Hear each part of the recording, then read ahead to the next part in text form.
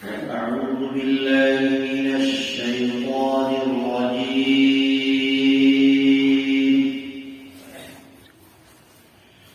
بسم الله الرحمن الرحيم.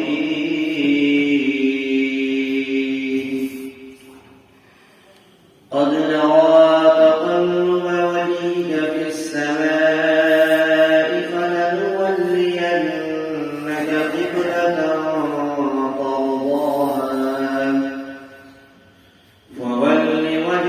شطر المسجد الحرام وحيث ما كنتم فولوا وجوهكم شطره وإن الذين أوتوا الكتاب ليعلمون أنه الحق من ربهم وما الله بغافل عما يعملون. ولئن أتيت الذين أوتوا الكتاب بكل آية ما تبعوا قبلتك وما أنت بتابع قبلتهم وما بعضهم بتابع قبلة بعض. ولئن اتبعت أهواءهم من بعد ما جاءك من العلم إنك إذا لمن الظالمين. الذين آتيناهم الكتاب يعرفونه كما يعرفون أبناءهم وإن فريقا منهم ليكتمون الحق وهم يعلمون. صدق اللہ العظیم. اور تحقیق کے ہم آپ کے چہرے کو آسمان کی طرف اٹھتے ہوئے دیکھ رہے ہیں تو میں ضرور کی ضرور آپ کے چہرے کو ایک ایسے قبلے کی طرف پھیر دیں گے جس کو آپ پسند کرتے ہیں. تو پھیریے اپنے چہرے کو مسجد حرام کی طرف اور جہاں کہیں بھی تم رہو پھیرو اپنے چہرے کو اسی کی طرف اسی کے سمت. بے شک وہ لوگ جن کو کتاب دی گئی وہ لوگ جانتے ہیں کہ یہ حق ہے ان کے رب کی طرف سے اور اللہ تبارک و تعالیٰ غافل نہیں ہے ان باتوں سے جو وہ لوگ کرتے ہیں. اور دی گئی کتابیں اور ہم لائے ان لوگوں کے پاس جن کو کتاب دی گئی ہر طرح کی نشانیاں تو بھی وہ آپ کے قبلے کی اتباع نہیں کریں گے. اگر آپ لائے ان کے پاس ہر طرح کی نشانیاں جن کو کتاب دی گئی تب بھی وہ آپ کے قبلے کی اتباع نہیں کریں گے اور آپ بھی ان کے قبلے کی اتباع کرنے والے نہیں ہیں. ان میں کا بعض کے قبلے کی اتباع نہیں کرتا. اور اگر آپ ان کی خواہشات کی اتباع کر لیا بعد اس لیے کہ آپ کے پاس علم آ چکا ہے تو آپ ظالموں میں سے ہو جائیں گے. وہ لوگ جن کو کتاب ہم نے دیا وہ جانتے ہیں اس کو جیسا کہ وہ اپنے بیٹوں کو پہچانتے ہیں. بے شک ان میں ایک فریق ایک جماعت جو حق کو چھپاتے ہیں درا حالے کہ وہ اس بات کو بہتر جانتے ہیں. سورۃ البقرہ کی تفسیر جاری ہے. دوسرا پارہ شروع ہو چکا ہے اور ابھی 4 آیت کریمہ کی تلاوت ہوئی. آج کی اس آیت کریمہ کے اندر تحویل قبلہ کے بارے میں حکم نازل ہو رہا ہے.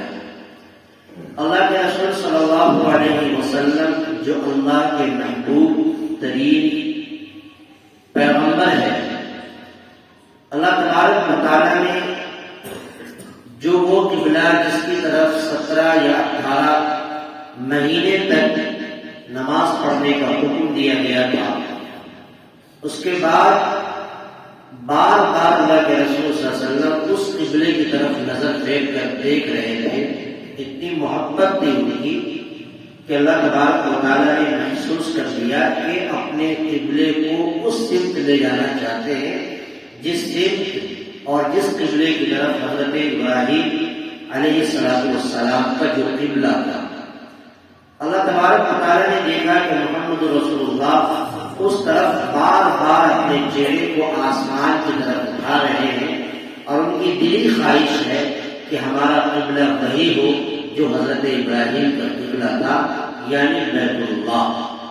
تو اللہ تبارک و تعالیٰ نے کہا کہ ہم آپ کے چہرے کو بار بار اس بات کی طرف دیکھ رہے ہیں کہ آپ کی خواہش ہے، آپ کی دلی چاہت ہے کہ ہمارا قبلہ وہی ہو جس کی طرف پہلے نماز پڑھی جا رہی تھی یا برسوں سے نماز پڑھتے ہوئے آ رہے تھے، جو حضرت ابراہیم علیہ السلام کا قبلہ ہے.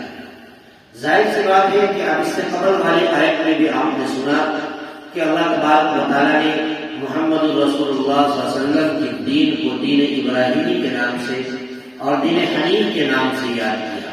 معلوم یہ چلا کہ جو شریعت رسول اللہ صلی اللہ علیہ وسلم لے کر کے آئے تھے وہ شریعت ہو بہو حضرت ابراہیم علیہ السلام کی شریعت کہلائی اور دین ابراہیمی کے نام سے بھی جانا گیا. تو یہاں پر اللہ تبارک و تعالیٰ نے آپ علیہ السلام کے چہرے کو ایسے قبلے کی طرف پھیرنا چاہتے ہیں جس کو وہ دل کے اندر خواہش رکھتے ہیں اور جس قبلے کو پسند کرتے ہیں. تو اللہ تبارک و تعالیٰ نے حکمت کو سمجھ لیا اور انہیں حکم دے دیا صحابہ کرام کو کہ آپ جہاں کہیں بھی رہیے پھر اسی قبلے کی طرف رہیے. گویا کہ اس آیت کریمہ کے ذریعے سے، پہلی آیت کریمہ کے ذریعے سے اس بات کو ثابت کر دیا گیا کہ اب جو لوگ یہود و نصارہ یہ سوچتے تھے کہ مسلمانوں کا کوئی قبلہ نہیں، کوئی سمت اور کوئی رخ متعین نہیں ہے، جس طرف چاہتے ہیں ان کو پھیر دیا جاتا ہے. تو یہاں پر اس آیت کریمہ کو لا کر اس بات کی طرف اشارہ ہے کہ اب مکمل اور مدلل طریقے سے جو ہے تحویل قبلہ کا حکم آ گیا.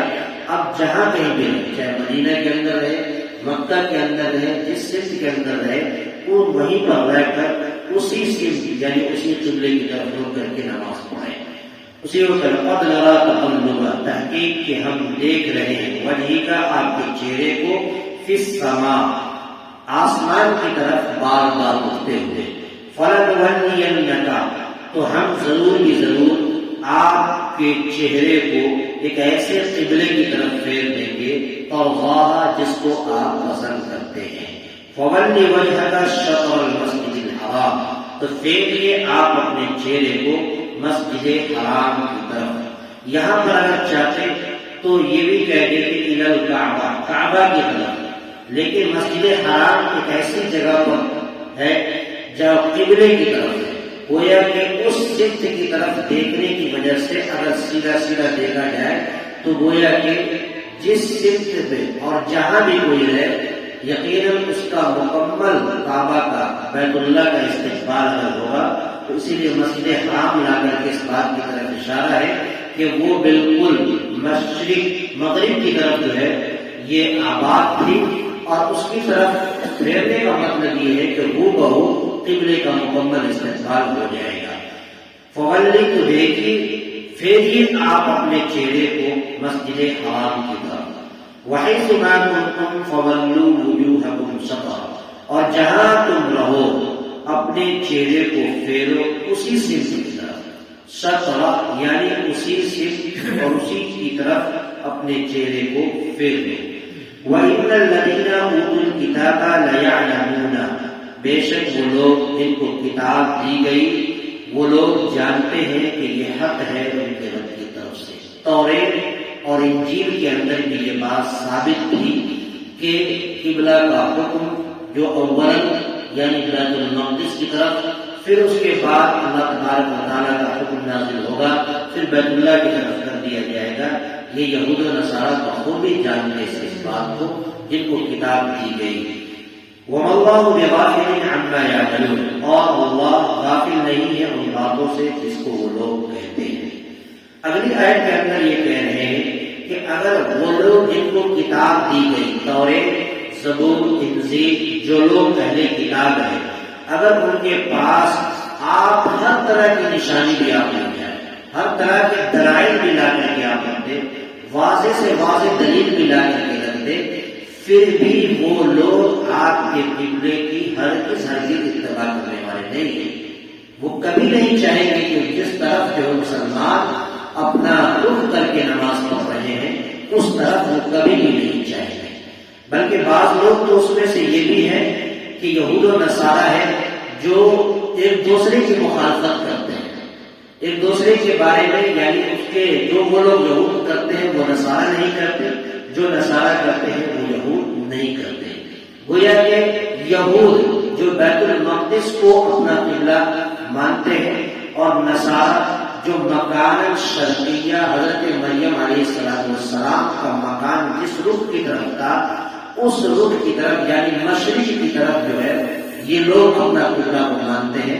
یعنی یہ لوگ حضرت مریم علیہ السلام جہاں پر انہوں نے اپنا مکان بنایا، قرآن کریم کے 16ویں بارے میں وہ واقعہ مذکور ہے مکان شرقیہ کے نام سے. تو نصارہ اس طرف رخ کرتے ہیں یعنی مشرق کی طرف، اور یہود مغرب کی طرف کرتے. دونوں آپس میں ایک دوسرے کا اختلاف کرتے ہیں. جب وہ لوگ خود ایک دوسرے کا اختلاف کرتے ہیں تو پھر وہ آپ کی باتوں میں کبھی نہیں آئیں گے اور آپ کی اتباع ہرگز نہیں کر سکتے. لاکھ نشانیاں آپ ان کے پاس لا کر رکھ دیں، وہ کبھی بھی آپ کی باتوں کو نہیں مانیں گے. وَلَئِنْ أَتَيْتَ الَّذِينَ، اور اگر آپ لائے ان کے پاس جن کو کتاب دی گئی، بِكُلِّ آیَةٍ مَا تَبِعُوا، ہر طرح کی نشانیاں، تو بھی وہ آپ کے قبلے کی اتباع نہیں کریں گے. مَا تَبِعُوا قِبْلَتَكَ، نہیں اتباع کریں گے آپ کے قبلے کی. وَمَا أَنْتَ بِتَابِعٍ قِبْلَتَهُمْ، اور آپ بھی ان کے قبلے کی اتباع کرنے والے نہیں ہیں. یعنی اب آپ کا جو رخ اور جو قبلہ متعین ہو گیا، اب اسی کی طرف جو ہے آپ اپنا رخ کر کے نماز پڑھیں گے. وَمَا بَعْضُهُمْ بِتَابِعٍ قِبْلَةَ بَعْضٍ، ان میں کا بعض کے قبلے کی اتباع کرنے والے نہیں ہیں.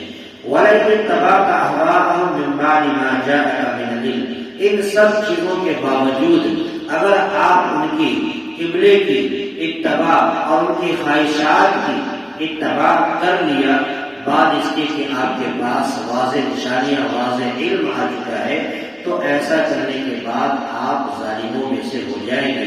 بالفرض محال یہ آیت ہے، ہر کوئی جانتا کہ اللہ تبارک و تعالیٰ کے پیغمبر کبھی بھی ان کی خواہشات کی اتباع نہیں کر سکتے. لیکن یہ بالفرض محال یہ آیت ہے کہ یہاں پر اس بات کو لا کر کے اشارہ کرنا چاہتے ہیں کہ آپ یا آپ کے ماننے والے اگر ان کی خواہشات کی اتباع کر لیں گے، اس بعد اس کے کہ آپ کے پاس علم آ چکا ہے، تو آپ پھر ظالموں میں سے شمار ہو جائیں گے، ان کی اتباع کرنے والوں میں سے ہو جائیں گے. وَلَئِنِ اتَّبَعْتَ أَهْوَاءَهُمْ مِنْ بَعْدِ مَا جَاءَكَ مِنَ الْعِلْمِ، اور اگر آپ نے ان کی خواہشات کی اتباع کر لیا، مِنْ بَعْدِ مَا جَاءَكَ مِنَ الْعِلْمِ، بعد اس کے کہ آپ کے پاس علم آ چکی ہے، إِنَّكَ إِذًا لَمِنَ الظَّالِمِينَ، تو بے شک آپ ظالموں میں سے شمار کیے جائیں گے.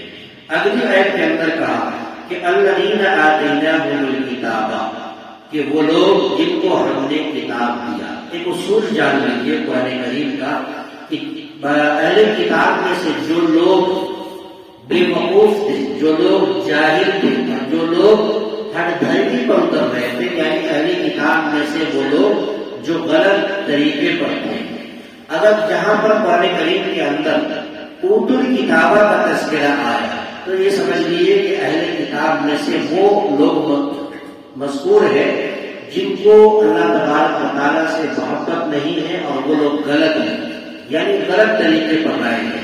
اور جہاں پر بھی کہیں پر قرآن مجید میں الذین آتیناہم الکتاب آئے یعنی معروف کا صیغہ لائے، تو یہ بات سمجھ لیجیے کہ اہل کتاب میں سے وہ لوگ جو حق پر تھے، جو حق کو جانتے تھے، پہچانتے تھے، وہ مراد ہے. اور جہاں پہ مجہول کا صیغہ استعمال ہو اوت الکتابہ، اس بات کو یاد رکھیں کہ وہ لوگ جو ماننے کے بعد بھی اس کو انکار کرتے تھے، اللہ کی باتوں کو مانتے نہیں تھے۔ اہل کتاب میں سے وہ فرقہ، وہ گروہ جو ہر دھرمی پر اترے ہوئے تھے۔ تو یہاں پر اس آیت کریمہ کے اندر وہ لوگ مراد ہے اہل کتاب میں سے جو حق کو پہچانتے تھے۔ اس لیے اللہ تعالیٰ نے کہا کہ وہ لوگ جن کو ہم نے کتاب دیا، الذین آتیناہم الکتاب، جس کو ہم نے کتاب عطا کیا، وہ لوگ ان تمام باتوں کو پہچانتے ہیں جیسا کہ وہ اپنے بیٹوں کو پہچانتے ہیں۔ یعنی کہ وہ اس بات کو بخوبی جانتے ہیں کہ توریت کے اندر، انجیل کے اندر جو باتیں لکھی ہوئی تھی اس سے قبل آئی، وہی بات قرآن مجید کے اندر جو تذکرہ ہے، معلوم یہ چلا کہ وہ اس حق کو حق جانتے ہیں اور حق کو ایسا پہچانتے ہیں جیسا کہ وہ اپنے بیٹوں کو پہچانتے ہیں۔ اور بیٹوں کو پہچاننے کا تذکرہ یہاں پر قرآن نے کیا ہے، یہ بھی ایک حکمت ہے اس کے اندر۔ اگر چاہتا تو قرآن یہ بھی کہہ سکتا تھا کہ وہ لوگ ان حق کو ایسا پہچانتے جیسا کہ وہ اپنے باپ اور ماں کو پہچانتے ہیں، تو گویا کہ بیٹا اور باپ ماں ہے۔ بیٹا کا مطلب یہ ہوتا ہے کہ کسی آدمی کا اگر بیٹا ہو تو بیٹا کو سر کے بال سے لے کے پاؤں کے ناخن تک کا کوئی جسم ایسا نہیں ہے جو ماں باپ کی نگاہوں سے اوجھل ہو، یعنی ہر ایک چیز کو جو ہے ماں باپ دیکھتا ہے۔ معلوم یہ چلا کہ جس طریقے سے بیٹے کو ایک باپ بخوبی دیکھتا ہے، اسی طریقے سے وہ حق کو پہچانتے ہیں مکمل۔ لیکن ماں باپ کا یا باپ کا اگر تذکرہ کیا جاتا تو باپ کا باپ وہ حصہ جو ہر ایک حصہ جو ہے بیٹے کی نظر میں نہیں آتا، ان کی نظروں کے سامنے سے نہیں گزرتا ہے۔ اس لیے قرآن نے یہاں پر کہا کہ وہ لوگ ایسا پہچانتے ہیں جیسا کہ وہ اپنے بیٹوں کو پہچانتے ہیں۔ الذین آتیناہم الکتاب یعرفون، کہ وہ لوگ جن کو ہم نے کتاب عطا کیا وہ اس کو حق کو مکمل پہچانتے ہیں، کما یعرفون ابناءہم، جیسا کہ وہ اپنے بیٹوں کو جانتے اور پہچانتے ہیں۔ وَإِنَّ فَرِيقًا مِّنْهُمْ لَيَكْتُمُونَ الْحَقَّ وَهُمْ يَعْلَمُونَ، بے شک ان میں کا ایک فریق، ایک گروپ ایسا بھی ہے جو حق کو چھپاتے ہیں، درحقیقت اس بات کو جانتے بھی ہیں۔ یعنی اہل کتاب میں وہ بھی گروپ ہے جو ساری باتوں کو جاننے کے باوجود بھی حق کو چھپاتے ہیں، لیکن وہ گروپ جو حق پر ہے اور اس بات کو جانتے ہیں کہ اللہ تبارک و تعالیٰ نے جو بیان کیا ہے وہ حق ہے۔ تو گویا کہ اللہ تبارک و تعالیٰ کے اس کلام سے اور آج کے اس درس قرآن سے ہمیں اور آپ کو یہ پیغام ملا کہ پروردگار عالم کا جو بھی احکام نافذ ہو، ان تمام احکامات پر عمل کرنا، دل و جان سے قبول کرنا، یہ اللہ تبارک و تعالیٰ کی الوہی شان اور بلند شان کی علامت ہے کہ اللہ تبارک و تعالیٰ نے جن چیزوں کو بھی نازل کر دیا اسے تمام چیزوں پر عمل نہ صدقنا اور صرف دل سے اسے قبول کرنا چاہیے۔ اللہ تعالیٰ سے دعا ہے پروردگار عالم ہمیں بھی آپ کو بھی آج کے اس سبق پر مکمل عمل کرنے کی توفیق و رحمت فرمائے۔ آمین وآخر دعوانا الحمدللہ رب العالمین۔ اللهم صل على سيدنا محمد وعلى آل سيدنا محمد۔ ربنا آتنا في الدنيا حسنة وفي الآخرة حسنة وقنا عذاب النار۔ یا الہ العالمین رب کریم و کریم پروردگار عالم، قرآن مقدس کی چند آیت کریمہ کا ترجمہ اور مختصر تفسیر وضاحت سامنے آئی۔ اے اللہ، جو خامیاں کوتاہیاں بولنے میں سننے میں رہ گئی ہے، اپنے فضل سے معاف فرما۔ جو باتیں صحیح کہی گئی ہے، سنی گئی ہے، اے اللہ ان تمام باتوں پر ہم سب کو عمل کرنے کی توفیق و رحمت فرما۔ آج کے سبق سے ہم سبوں کو خاص نصیحت حاصل کرنے کی توفیق فرما۔ اے اللہ آج کے درس قرآن کے عمل پیرا ہونے کی توفیق عطا فرما۔ اے اللہ آج کی اس قرآنی نشست میں اور قرآنی مجلس میں جن لوگوں نے شرکت کیا ہے، مولا سبوں کو قبول فرما، سبوں کو قرآن سے محبت عطا فرما، سبوں کو قرآن سے الفت عطا فرما۔ ہم سب کے لیے قرآن مجید کو نجات کا ذریعہ بنا۔ اے اللہ ہم سب کے لیے قرآن مجید کو نجات کا ذریعہ بنا۔ اے اللہ آج کے درس قرآن کو ہم سب کے لیے مغفرت کا ذریعہ بنا۔ ہماری دعاؤں کو اپنے حبیب پاک صلی اللہ علیہ وسلم سے بخیر مقبول عطا فرما۔ ربنا تقبل منا انك انت السميع العليم وتب علينا انك انت التواب الرحيم۔ صلى الله تعالى على محمد وعلى اله وصحبه اجمعين برحمتك يا